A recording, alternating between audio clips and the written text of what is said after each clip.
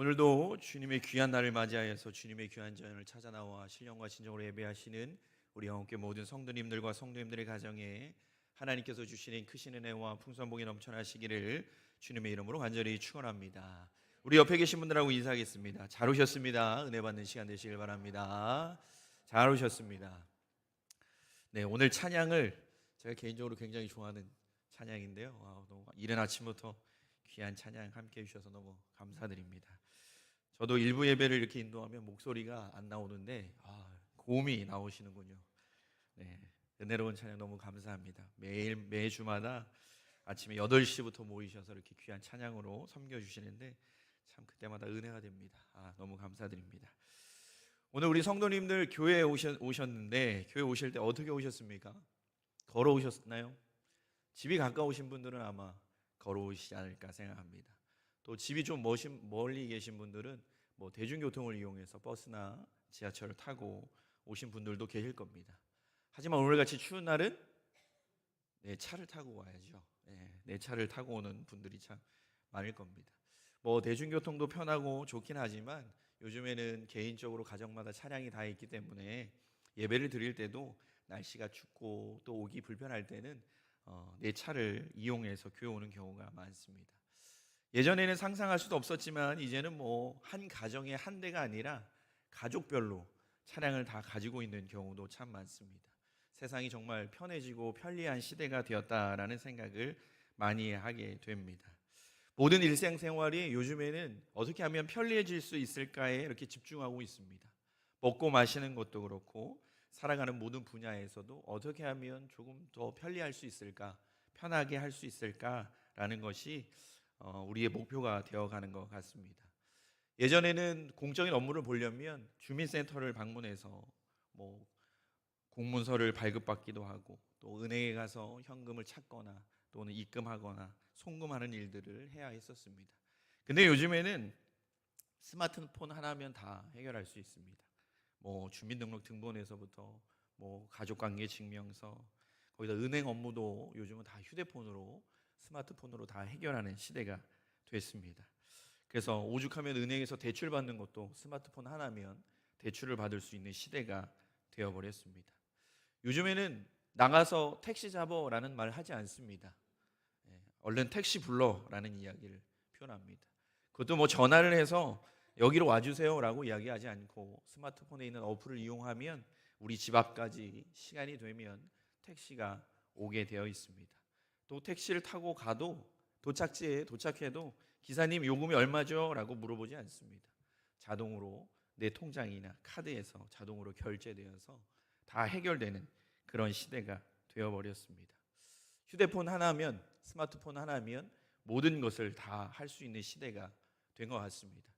요즘 청년들의 모습을 보면 가끔 급한 일 있으면 회사 업무도 스마트폰으로 해결하는 모습을 참 많이 보게 됩니다. 이제는 많은 것들이 참 편하고 편리하게 작은 것을 통해서 많은 것을 누릴 수 있는 시대가 되어버린 것 같습니다. 그래서 결국 돈도 편리함을 쫓아가는 것 같습니다. 조금만 편할 수 있다면 충분히 그 대가를 치르고 물질적인 대가를 치르면서 그 편리함을 사서 생활하는 시대가 되어버린 것입니다. 우리 성도님들도 요즘 음식 많이 배달시켜 먹으실 텐데요. 제가 요즘에 깜짝 놀란 일이 있었습니다. 커피를 주문하려고 한 청년이 커피를 주문하려고 하는데 커피 값이 4,000원이었습니다. 근데 배달료가 얼마였겠습니까? 3,000원이었습니다. 요즘 말로 하면 배보다 배꼽이 더 크다는 말을 할 정도로 대단했습니다. 그럼에도 불구하고 4,000원짜리 커피를 마시기 위해서 배달료 3,000원을 감내해냅니다. 왜냐하면 추운 날씨에 카페까지 방문해서 거기까지 걸어가서 돈을 지불하고 커피를 받아서 또 마시거나 그걸 들고 오는 그 불편함을 이 3,000원이라는 그 금액으로 그 모든 것을 대체할 수 있기 때문에 그렇습니다. 요즘 쇼핑몰도 마찬가지입니다. 여러분들 많이 사용하는 그런 쇼핑몰도 보면 얼마나 편리한지 모릅니다. 저녁에 주문하면 다음날 새벽에 집 앞에 와 있습니다. 얼마나 빨리 배달을 하냐면 그 이름도 로켓 배송입니다. 얼마나 빨리 하면 로켓만큼 빨리 온다 그래서 로켓 배송이라고 이야기합니다. 많은 사람들이 이제는 내가 가진 돈을 가지고 편리함을 사는 것에 대해서 전혀 어색하지 않고 부담스러워하지 않습니다. 그러다 보니까 우리는 다 편리함에 빠져 있습니다. 편리함이면 무엇이든지 가능한 시대가 되었고, 편리하기만 하면 무엇이든지 다 좋은 것이라고 생각하는 시대가 되어버린 것입니다. 빠르고 편리할 수만 있다면 그것이 정답이다라고 착각하며 살아가는 세상이 되어버렸습니다. 세상 사람들은 이러한 편리함을 좋아합니다. 그리고 이미 이 편리함에 너무 익숙해졌고 더 편리한 방법, 더 빠른 방법을 찾기에 급급합니다. 하지만 우리의 삶에 있어서 절대 편리함이나 간편함에 익숙하지 말아야 할 부분도 분명히 존재합니다. 그것이 바로 우리에게 주어지는 영적인 부분입니다. 세상의 모든 것들이 빠르고 편리함을 쫓아가며 변화되지만 우리의 영적인 부분은 여전히 불편함을 선택할 수 있는 믿음이 우리 가운데 있어야 합니다. 왜냐하면 영적인 것들은 편리함이나 또는 간편함으로 정의될 수 없는 부분입니다. 또 영적인 것들은 빠르거나 느린 것으로 정의될 수 있는 부분도 아닙니다. 세상이 아무리 빠르게 변한다고 할지라도 우리는 영적인 부분만큼은 그렇게 빠르게 변하지 않기를 위해 노력해야 합니다. 세상이 빠르게 변한다고 해서 세상과 같이 우리가 믿고 의지하는 그 진리가 그렇게 변해서는 안 된다라는 겁니다.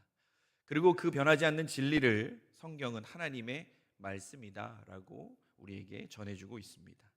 변하지 않는 진리에 서는 성도님들이 되시기를 간절히 부탁을 드립니다.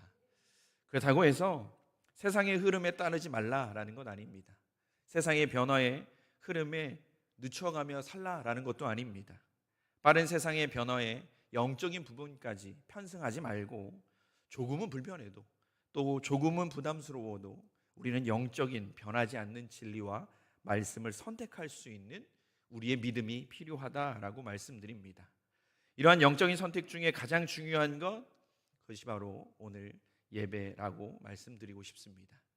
예배의 자리를 지키고 성공하는 삶을 선택하는 것은 편리함과 또한 간편함을 위함이 아니라 여전히 조금은 불편하고 조금은 부담스러운 것을 선택하는 우리의 영적 선택인 것입니다. 그리스도인이라고 하면, 그리고 혹은 성도라고 얘기하면 예배에 참여하는 것은 너무나 당연한 것입니다. 예수 그리스도를 구주로 영접하고 고백하는 이들에게는 이 예배는 우리가 존재하는 목적이며 또한 목표입니다. 내가 하나님의 백성이라고 한다면, 내가 그리스도인이라고 한다면, 혹은 성도라고 말한다면 우리에게 예배는 선택의 사항이 아니라 필수적인 조건이 되는 것입니다. 예배에 참여하지 않는 사람을 우리는 기독교인 혹은 그리스도인이라고 말하지 않습니다. 주일이 되었는데 예배를 드리기 위해서 교회를 향하지 않는 사람들에게 우리는 성도라고 말하지 않습니다. 그들은 이미 예배에 참여하지 않음으로 말미암아 성도로서의 자격을 잃어버리게 된 것입니다. 다른 말로 표현하자면 예배는 성도를 만들어주는 기준과 같습니다. 예배를 드리는 자를 우리는 성도라고 표현하고 예배를 드리지 않는 자를 우리는 일반인이라고 이야기하는 것입니다. 오늘 우리가 봉독한 성경의 말씀, 바로 이 예배에 관한 말씀입니다. 그리고 오늘의 말씀의 제목을 진정한 예배자라고 정했습니다. 오늘 말씀의 내용을 간단히 살펴보겠습니다. 가인과 아벨은 하나님을 향한 제사를 드리게 되었고 두 사람이 하나님께 드린 제사는 지금의 예배와 같습니다. 먼저 가인은 땅의 소산물로 제물을 삼아서 하나님께 제사를 드렸다라고 말씀합니다. 그리고 동생인 아벨은 양의 첫 새끼와 그 기름을 하나님께 드렸다라고 말씀합니다. 그러나 두 명의 예배자 중에 하나님께서는 아벨의 제사는 받으셨지만 가인의 제사는 받지 않으셨다라고 말씀합니다. 가인은 자신의 예배를 받지 않으신 그 하나님에 대하여서 분하여서 안색이 변했습니다. 그러자 하나님께서는 선한 삶을 살아가라 라고 말씀하셨고, 이 분노는 멈추지 않고 자신의 동생을 불러서 돌로 쳐 죽이는 인류 최초의 살인 사건이 벌어지는 결과를, 참혹한 결과를 만들어내게 됩니다. 그리고 이 사건으로 인해서 하나님께서는 가인에게 저주를 내리셨고 가인은 평생 동안 유리하며 사는 삶을 살게 되었다라고 오늘 말씀은 마무리되어집니다. 오늘 말씀에서 우리가 집중하고 싶은 것은 예배에 성공하는 자와 예배에 실패하는 자, 이 두 모습의 예배자의 모습입니다. 그리고 오늘 우리는 이 말씀을 통해서 우리가 어떻게 하면 예배에 실패하는 자가 아니고 성공하는 자가 될 수 있을까? 그것을 깨닫는 시간이 되길 소망합니다. 우리 모두가 예배에 성공하는 자가 되기를 간절히 부탁을 드립니다. 그래야 해서 예배의 성공으로 말미암아 우리의 인생이 성공되어지는 복된 아름다운 역사를 경험하며 살아가시기를 간절히 부탁을 드립니다. 그렇다면 진정한 예배의 성공자의 모습은 어떤 모습일까? 첫째로 오늘 말씀은 진정한 예배의 성공은 하나님이 주인 되는 예배다라고 말씀합니다. 오늘 말씀 4절의 말씀을 보겠습니다. 여호와께서 아벨과 그의 제물은 받으셨으나 가인과 그의 제물은 받지 아니하신지라 라고 말씀합니다. 앞에서 말씀드린 것처럼 하나님께서는 가인의 제사는 받지 않으셨습니다. 그리고 아벨의 제사만 받으셨습니다. 왜 그러셨을까? 우리의 궁금증은 여기서부터 시작합니다. 왜 하나님께서 아벨의 제사는 받으셨고 가인의 제사는 받지 않으셨을까? 성경을 보면 가인은 땅의 소산으로 하나님께 드렸고, 그러니까 곡식을 통해서 하나님께 제사를 드렸다라는 뜻입니다. 아벨은 양의 첫 새끼와 그 기름으로 하나님께 제사를 드렸다라고 성경은 말씀합니다. 그러면 하나님께서는 가인이 드린 땅의 소산물, 그러니까 곡식은 별로 좋아하지 않으셨고 아벨이 드린 양의 첫 새끼와 기름을 좋아하셔서 그래서 그 제사를 받으셨을까라고 생각할 수 있습니다. 그런데 성경은 당연히 그 제물의 중요성에 대해서는 말씀하지 않습니다. 왜 하나님께서 가인의 제사는 받지 않으셨고 아벨의 제사는 받으셨을까? 우리는 궁금합니다. 하지만 여기에서 우리가 집중해야 될 부분은 두 제사를 받고 안 받고의 그 문제가 아니라 하나님께서 제사를 받고 안 받고를 결정하셨다라는 것입니다. 다시 한번 말하자면 결국 그 제사를 받으심과 받지 않으심의 그 중심에는 하나님이 계시다라는 것이 오늘 성경이 우리에게 전해주는 가장 중요한 핵심입니다. 인간의 눈으로는 보이진 않지만 이 영적인 예배의 성공과 실패를 결정하시는 분, 그 분은 곧 하나님이시다라고 우리에게 말씀해 줍니다. 예배는 하나님을 위한 행위입니다. 그렇게 예배는 철저하게 하나님 중심이어야 되고 하나님이 주인이 되어지는 그러한 예배가 되어야 합니다. 우리가 가장 읽기 싫어하는 책 중에 레위기서가 있습니다. 성경 말씀 중에 가장 딱딱하고 어려운 말씀, 레위기서 1장에 보면 하나님께 번제를 드리기 위한 방법을 아주 세세하게 설명해 주고 있습니다. 번제는 우리가 잘 알고 있는 것처럼 제물을 불에 태워서 하나님께 드리는 제사 방법입니다. 번제를 위해서는 제사를 지내려는 자가 흠없는 그러한 제물을 가지고 제사장 앞에 옵니다. 그러면 제사장은 제물과 그 제물을 바치는 자의 양쪽에 손을 얹어서 안수기도 함으로 말미암아 그 사람이 지은 죄를 이 제물에게 전가시키게 됩니다. 그리고 그 제물을 잡고 그 제물의 피를 가져다가 그 회막문 앞에 사방의 제단에 뿌리게 됩니다. 또 번제물의 가죽을 벗기고 각을 뜨고 불을 붙인 번제단 위에서 태워서 하나님께 제사를 드리게 됩니다. 여기서 각을 뜬 머리와 기름 말고도 그 내장과 정강이도 물로 깨끗이 씻어서 번제물과 함께 태우라고 하나님이 말씀하십니다. 그런데 자세히 보면 이스라엘 민족에게 하나님께서 주신 이 방법 매우 자세하게 나와 있습니다. 매우 세세하게 아주 까다로울 만큼 어렵게 모든 것들을 지켜야 하게끔 그렇게 나와 있습니다. 다시 말하자면 신경 써야 할 부분이 너무 많다는 겁니다.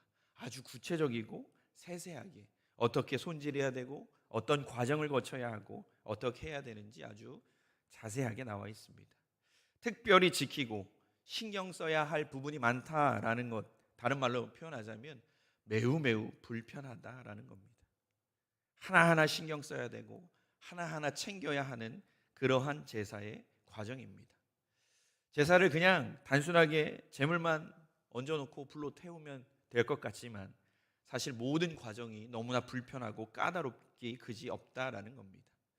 제사를 지내는 것이 쉬우면 너무 좋을 텐데 하나님은 제사를 쉽게 하도록 이야기해 주지 않으셨습니다.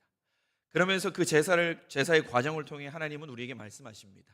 제사는 까다롭고 불편해야 한다. 예배는 불편해야 한다라고 우리에게 말씀합니다.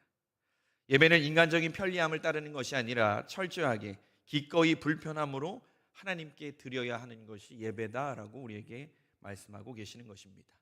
사람의 방법 아니고 하나님께서 알려주신 방법으로, 하나님께서 원하시는 방법으로 드려질 때에 그 제사가, 그 예배가 아름답다라고 하나님은 말씀하십니다. 왜냐하면 그 모든 예배를 받으시는 분이 바로 하나님이시고 이 예배의 주인이 바로 하나님이시기 때문입니다. 하나님께 드리는 대표적인 제사법이 아까 말씀드렸던 번제입니다. 그렇다면 이스라엘의 그 성막 근처는 무슨 냄새가 났겠습니까? 항상 탄 냄새가 나게 되어 있습니다.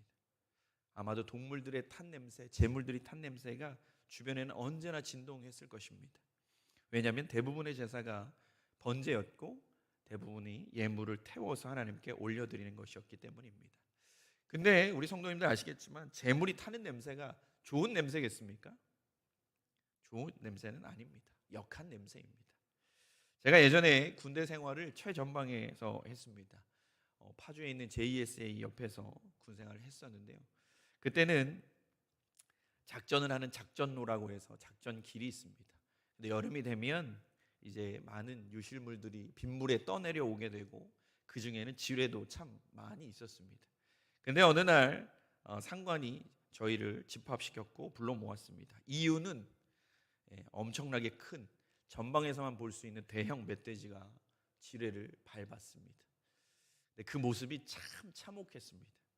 이제 큰 지뢰를 밟다 보니까 앞 다리도 이제 다 잘려져 나가고 앞에 턱도 나가고, 근데 참 그 멧돼지의 생명력이라는 게 대단했습니다. 그랬는데도 살아서 막 이렇게 조금씩 움직이면서 결국에는 군인들이 작전하는 그 작전 길에 이렇게 있었습니다. 그런데 이제 작전을 해야 되니까 그 지휘관이 그 멧돼지를 빨리 치우라고 이야기했습니다. 그곳에 오랫동안 그 사체가 있게 되면 썩게 되고 많은 독수리나 동물들이 모여들기 때문에 작전에 방해가 되서 치워야 한다라고 이야기를 했습니다. 그래서 힘들게 병사들이 가서 그걸 들고 이제 죽은 후에 사체를 들고 옮겼습니다. 그랬더니 그곳에도 사체가 오랫동안 있으면 안 되니까 불로 태워야 한다라고 해서 태우는 작업을 했었던 적이 있었습니다. 태우고 나면 태우면서 잘 타지도 않습니다. 근데 냄새가 정말 제가 살아오면서 참 맡아보기 힘든 그런 아주 역한 냄새가 한참 동안 났습니다. 그리고 하루 동안 끊임없이 나무를 갖다가 그곳에 공급하면서 불이 꺼지지 않도록 하는 작업들을 했었던 적이 있었습니다. 그 냄새가 나면 주변에 있었던 수없이 많은 새들이나 또는 다른 동물들이 멀찌감치 다 이동을 하게 됩니다. 그 냄새가 얼마나 역했는지 또 사람들도 가까이 가지 않으려고 합니다. 짐승이 타면 그 냄새가 참 좋지 않습니다. 아니 사실 안 좋은 냄새가 아니라 가까이 하고 싶지도 않고 역한 냄새가 나게 됩니다. 오늘 성경에 나오는 번제의 과정에도 당연히 동물들을 번제물로 태웠을 것입니다. 그러면 아주 역하고 맡기 힘든 냄새들이 언제나 그 가운데 가득했을 것입니다. 그럼에도 하나님은 그 번제물의 향내를 아름답다라고 말씀하셨습니다. 인간에게는 힘들고 어려운 번제의 과정이었고 그 냄새를 감당하기 힘든 그러한 냄새였지만 하나님께서 그러한 번제를 원하셨고 그러한 제사를 원하셨다면 우리들은 그러한 제사를 하나님께 드려야 하는 겁니다. 우리는 불편하고 우리는 어렵고 우리는 부담스럽지만 하나님께서 원하신다면 우리는 그 예배를, 그 제사를 하나님께 드려야 합니다. 왜냐하면 제사의 중심은 하나님이시고 예배의 중심은 하나님이시기 때문에 그렇습니다. 번제는 우리 가운데 지금의 예배를 뜻합니다. 우리의 예배는 그래서 불편해야 하고 귀찮아야 하고 어렵고 부담스러울 수 있습니다. 하지만 하나님께서는 그것이 아름다운 향기라고 말씀하시고 우리의 불편함은 하나님을 향한 우리의 헌신이며 섬김이라고 이야기하십니다. 그래서 예배는 더욱더 하나님 중심이기 때문에 우리가 바라볼 때는 불편할 수 있고 우리가 바라볼 때는 어려울 수 있습니다. 부담스러울 수 있습니다. 그럼에도 우리는 이 예배가 하나님의 것이고 하나님이 주인이시라면 우리는 그것을 감내해야 하는 것입니다. 9시에 우리의 일부 예배가 있습니다. 그런데 이 일부 예배를 섬기기 위해서 우리는 아침 일찍 찬양대로 예배를 섬기는 안내위원으로, 헌금위원으로 이 자리에 나와 섬깁니다. 이것은 인간적인 모습으로 보면 너무나 불편하고 귀찮고 부담스러울 수 있는 부분입니다. 그럼에도 이 예배는 나의 것이 아니라 하나님의 것이기에 우리는 여전히 섬길 수 있고 하나님 앞에 나올 수 있는 것입니다. 그런데 언젠가부터 사람들은 예배의 중심을 하나님으로부터 사람에게로 빼어서 오려고 노력하는 모습을 보게 됩니다. 그래서 예배 드릴 때 예배의 좌석도 편안해야 되고, 음향도 듣기 좋아야 하고, 조명도 눈에 편안한 조명이어야 한다라고 이야기합니다. 앞에 영상 시스템도 좋아야 하고, 모든 예배의 중심이 하나님이 아니라 예배에 참여하고 있는 인간들 중심으로, 사람들 중심으로 변화되어지고 있다라는 생각을 하게 됩니다. 하나님을 위한 예배가 아니라 사람들이 참여하기 편리한 그런 예배가 되어가고 있는 것입니다. 예배를 더욱 은혜롭게 드리기 위한 필요 조건이라면 정말 좋은 것입니다. 그런데 이러한 것들이 하나님 중심적인 예배에서 인간 중심적인 예배로 바꾸려는 노력이나 시도가 되어서는 안 된다라는 것을 우리에게 말씀해 주십니다. 얼마 전에 제가 신문 기사를 보다가 깜짝 놀랐습니다. 기존에 신앙생활을 하던 성도가 새롭게 교회를 이동하게 되었을 때 새로운 교회를 선택하는 가장 큰 기준이 무엇입니까? 라고 질문하는 그 답변에 첫 번째 조건이 무엇이라고 나온지 아십니까? 저는 은혜로운 말씀 혹은 아주 좋은 성도들의 사랑스러운 분위기, 이런 걸 줄 알았습니다. 그런데 1위가 교회의 편의시설 여부라고 설문에 답변을 했다고 합니다. 우리가 언제부터 교회에 편하려고 교회를 나왔습니까? 우리가 언제부터 예배 드릴 때 편한 거, 편리한 거, 간편한 거, 그런 것들을 바라보면서 예배에 나왔습니까? 우리가 언제부터 교회를 찾아 나와, 예배당에 찾아 나와 예배할 때 어떻게 예배할 때 편할 수 있을까? 편의시설이 얼마나 많을까? 카페는 딸려 있나? 혹은 앉을 수 있는 편의시설, 쉴 수 있는 휴게실은 얼마나 있나? 우리가 언제부터 이런 걸 확인하고 따지며 예배 자리에 나와 예배를 드렸습니까? 어느새 우리는 우리의 예배의 우선순위가 하나님이 아니라 우리가 되었고 우리의 편리함이 되어버렸습니다. 우리가 언제부터 의자에 앉아서 예배하고 기도했겠습니까? 우리가 언제부터 차량 운행이 되지 않으면 교회에 나와서 예배하지 못하는 사람이 되었습니까? 우리가 언제부터 좋은 조명과 좋은 음향이 없으면 은혜 받지 못하는 예배자가 되어버렸습니까? 우리는 다시 한번 예배를 대하는 우리의 마음과 우리의 자세를 뒤돌아 보아야 합니다. 세상에 수없이 많은 종교들은 다 인간들이 만들어냈습니다. 그래서 세상에 많은 다른 종교들은 인간을 위한 종교입니다. 그들의 종교의식, 그들의 종교 행사는 다 사람을 위해서 사람이 만든 것입니다.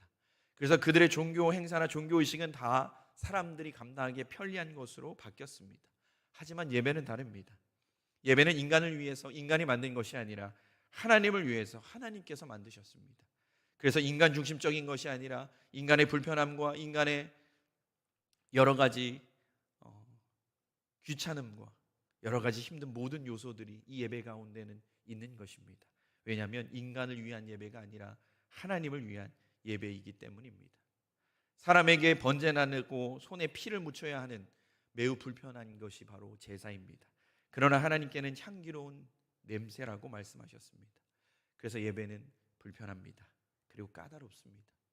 일어서서 찬양해야 하고 사도신경 외워야 하고 오랜 시간 하나님의 말씀을 들어야 합니다. 헌금도 내야 하고 사람에게는 너무나 불편하고 어렵습니다. 하지만 우리의 불편함이 아무리 클지라도 하나님께서 원하시는 것이라면 우리는 기꺼이 그 불편함을 감내하며 예배하는 자가 되어야 합니다. 이것이 진정한 예배이고 이것이 성공하는 예배입니다. 우리는 우리에게 편리하고 편안한 예배가 아니라 하나님이 기뻐하실 예배를 드릴 수 있는 예배자가 되기를 간절히 소망합니다. 그리고 그 일에 우리가 기꺼이 불편함을 선택할 수 있고 기꺼이 하나님을 향한 우리의 섬김과 희생을 선택할 수 있는 복된 성도님들의 삶이 되시기를 간절히 부탁을 드립니다. 둘째로 오늘 말씀은 진정한 예배의 성공은 삶을 드리는 예배다라고 말씀합니다. 오늘 말씀 4절에서 5절 사이에 여호와께서 아벨과 그의 제물은 받으셨으나 가인과 그의 제물은 받지 아니하신지라라고 말씀합니다. 하나님께서 가인의 제사를 받지 않으셨고 아벨의 제사만 받으셨습니다. 그런데 하나님께서 받은 것은 단순한 제사가 아니다라고 오늘 말씀은 분명하게 우리에게 전달해 줍니다. 하나님께서는 아벨과 그의 제물을 받으셨다라고 말씀합니다. 그리고 가인과 그의 제물은 받지 않으셨다 말씀합니다. 단순히 하나님께서는 가인과 아벨의 제물만을 제사의 성공과 실패의 기준으로 삼지 않으셨다라는 겁니다. 가인이 드렸던 곡물과 아벨이 드렸던 그 양, 그 두 가지 제물이 예배의 성공과 실패를 결정하는 것이 아니었다라고 말씀합니다. 분명히 하나님께서 제사를 받으실 때 제물만 받으신 것이 아니라 가인과 함께 가인의 제물을, 아벨과 함께 아벨의 제물을 받으셨다라고 말씀합니다. 그러니까 성경에서 말씀하시는 것은 가인과 그의 제물, 또 아벨과 그의 제물만 받는 것이 아니라 가인과 아벨을 받고 안 받고를 하나님이 결정하신다라는 겁니다. 가인과 아벨의 의미하는 건 무엇이냐? 그것은 가인과 아벨의 삶을 표현하고 있는 것입니다. 하나님께서 가인의 제사를 받지 않으셨고 가인의 얼굴에 분이 나타나는 모습을 보면서 하나님께서 말씀하시기를 선한 삶을 살지 않으면 내가 어찌하여 분한 모습을 보이느냐라고 말씀하시는 것입니다. 그러니까 다시 한번 말씀드리면 하나님께서는 단순히 가인과 아벨의 제물을 받으신 것이 아니라 가인과 아벨의 삶을 같이 받으셨다라는 것을 표현하고 있는 것입니다. 하나님께서는 땅의 소산이나 혹은 양의 새끼가 아니라 가장 중요하게 여기신 것은 그 제사를 드리고 있는 가인과 아벨의 삶이다라는 것입니다. 다시 말해 가인은 하나님께서 받으실 만한 삶을 살아내지 못했고 아벨은 하나님께서 기뻐하실 만한 삶을 가지고 나와서 하나님께 제사를 드렸다라는 겁니다. 그래서 하나님은 가인의 제사를 받지 않으셨고, 다시 표현하자면 가인의 삶은 받지 않으셨고 아벨의 삶을 받으셨다라는 뜻입니다. 우리는 교회 나와서 예배할 때에 하나님께 우리의 마음과 시간과 예물 그리고 헌신을 드린다라고 생각합니다. 맞는 이야기입니다. 그런데 우리가 하나님께 예배를 드리는 그 마음과 시간 그리고 예물과 헌신만큼이나 중요한 것은 바로 우리의 삶입니다. 우리는 일주일 동안 세상에서의 삶을 살아갑니다. 그리고 주일이 되면 주일 아침 주님의 전에 나와 예배를 드립니다. 그런데 우리가 나와서 예배 드릴 때 단순히 그날 우리가 나와서 예배 드리는 것이 아니라 우리가 월요일부터 토요일까지 살아갔던 그 세상에서의 우리의 모든 삶을 다 가지고 이 자리에 나와 하나님께 드림으로 예배하고 있는 것입니다. 주일이 되어서 교회 나오고 성도로서의 모습으로 살아가고 보여지는 것은 그리 어렵지 않습니다. 하지만 세상에서 살아가는 월요일에서부터 토요일까지의 삶이 성도로서의 삶으로 살아가는 것, 그것은 정말 쉽지 않습니다. 직장에서 혹은 학교에서 혹은 삶의 터전에서 우리가 하나님의 자녀로서의 아름다운 삶을 살아가는 것 정말 쉽지 않은 일입니다.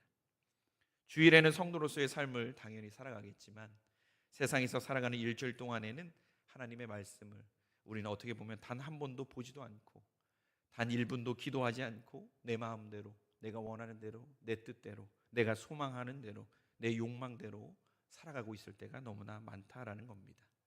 하나님을 생각하거나 하나님을 전혀 의식하지 않은 채 일주일 동안의 삶을 살아갑니다. 그리고 나와 우리는 하나님 앞에 예배한다면 하나님께서 과연 그 예배를 기쁨으로 받으실까 우리는 생각해 보게 됩니다. 우리가 일주일 동안 하나님의 자녀로서의 삶을 살아가지 못하고 살아내지 못한다면 우리는 하나님 앞에 부끄러운 그러한 삶의 예배를 드리고 있게 되고 마는 것입니다.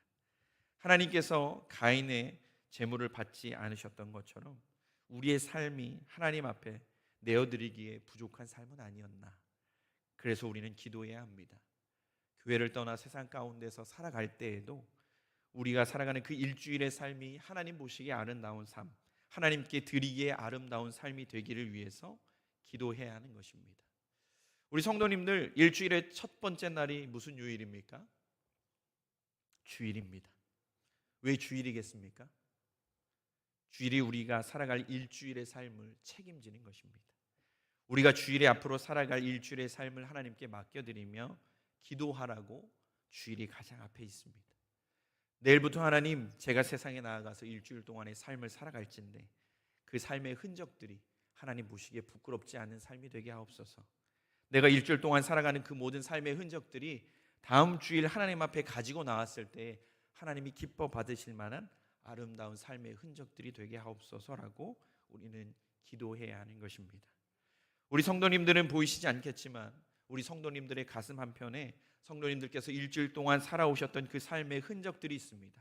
그리고 그 삶의 흔적들을 가지고 하나님께 나와서 우리는 예배하고 있는 것입니다. 그래서 우리가 예배에 성공하려면 우리는 끊임없이 세상 가운데 살아가는 그 일주일 동안의 삶 속에서도 하나님을 잊지 않고 하나님을 기억하며 하나님께 드리기에 부족함 없는 아름다운 삶을 살아내야 하는 것입니다. 성공하는 예배는 예물만 드리는 것이 아니라 우리의 삶을 드리는 예배입니다. 오늘 예배하는 이 시간만이 아니라 내가 살아온 일주일 동안의 모든 삶을 하나님께 가지고 나와 예배하는 것입니다.